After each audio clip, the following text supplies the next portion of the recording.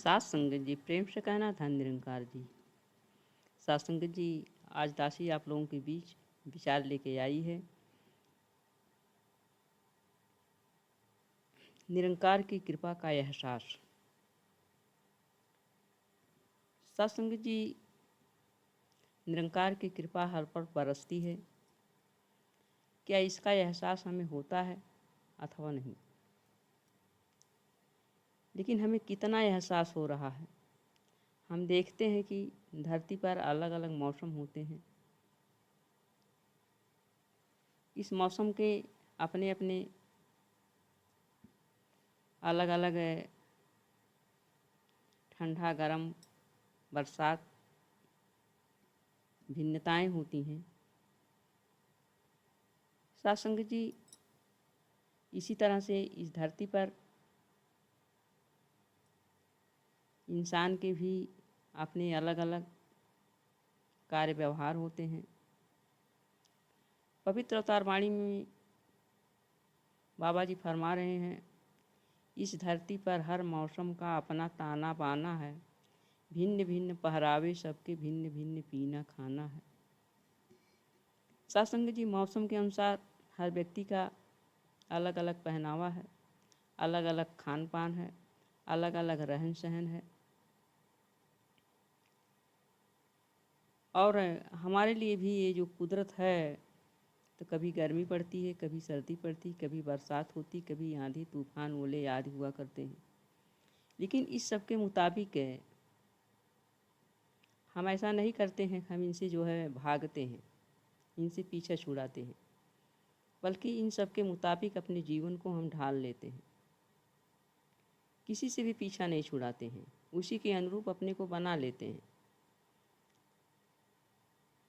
सत्संग जी, इसी प्रकार से हमारे जीवन में कभी सुख कभी दुख, शरीर में कई तरह की बीमारियां आदि आती रहती हैं, क्योंकि परिवर्तनशील संसार का नियम है। लेकिन सद्गुरु की बड़ी कृपा है कि हमें इस स्थिर के साथ जोड़कर बड़ा एहसान किया है। पूरा संसार परिवर्तनशील है, मौसम बदलता रहता है, दिन रात होते रहते बदलता रहता है, इंसान बदलते रहते हैं, हमारे शरीर की क्रियाएं बदलती रहती हैं। लेकिन ये एक स्थिर परमात्मा जो है कि ये इसमें कोई परिवर्तन नहीं होता है। और इस स्थिर अपरिवर्तनशील के साथ हमको सद्गुरु ने जोड़कर हमारे साथ बहुत एहसान किया है। जब हम इस निरंकार का एहसास करते हुए अपने मन को इसके साथ जोड़े रखते हैं, तब ये परिवर्तनशीलता अर्थात दुख और सुख हमारे ऊपर प्रभाव नहीं डाल पाते हैं। अर्थात हमारा उतार चढ़ाव जो है हमको अपने वश में नहीं कर पाता है, बल्कि ये एक रस रहकर सहज भाव में ही जीवन हम जीते जाते हैं। सत्संग जी, महात्मा कबीरदास जी कह रहे हैं कि दाना इधर उधर जो घूमे चक्की में पिस जाता है, कीली के संग सटा रहे जो वह दाना बच जाता है। सत्संग जी, जिस तरह से एक चक्की होती है, उसमें अनाज डाला जाता है, वो पीस देता है, लेकिन उस चक्की के बीच में एक कीला गड़ा होता है, कीला लगा होता है। जो अनाज के दाने उस कीले के साथ सड़ जाते हैं, चक्की रात दिन चले लेकिन वो दाना उस चक्की के पार्टों के बीच नहीं आ जाता है, और वो बचा का बचा रह जाता है, वो साबुत रह जाता है। इसी तरह से सात संगत जी, ये संसार रूपी पार्टे चल रहे हैं, उसमें एक स्थिर है कौन, कीली के रूप में एक निराकार ये स्थिर है, खड़ा है। और इस स्थिर के साथ है उस दाने की तरह यदि हम लग जाते हैं, जुड़ जाते हैं, तो संसार के पार्टों के बीच हम पिसने से बच जाते हैं। अर्थात हमारा जो है आवागमन है, ये बार बार नहीं होता है।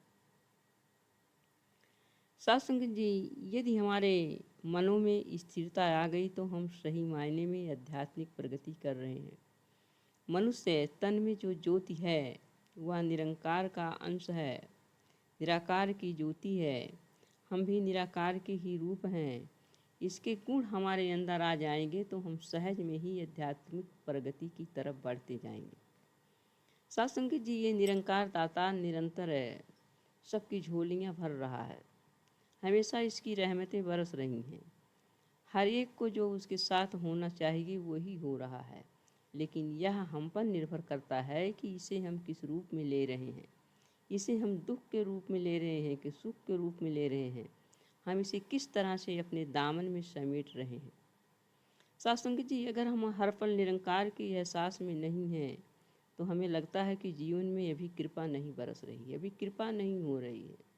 लेकिन कृपा तो इसकी हर पल हो रही है। केवल हम अपने घटिया सोच एवं संकीर्ण विचारधाराओं के कारण समझ नहीं पाते हैं। ये हमारी घटिया सोच और संकीर्ण विचारधाराएं हमको परमात्मा से दूर कर देती हैं और यह कहते हैं कि इस समय ऐसा होना चाहिए था, लेकिन परमात्मा हमारे लिए नहीं कर रहे हैं, ऐसा नहीं हो रहा है। जबकि ये निरंकार त्रिकालदर्शी है। हमारे लिए क्या होना चाहिए, क्या उचित है, क्या हमारे लिए फ़ायदेमंद है, वही करता है और वही हो रहा है।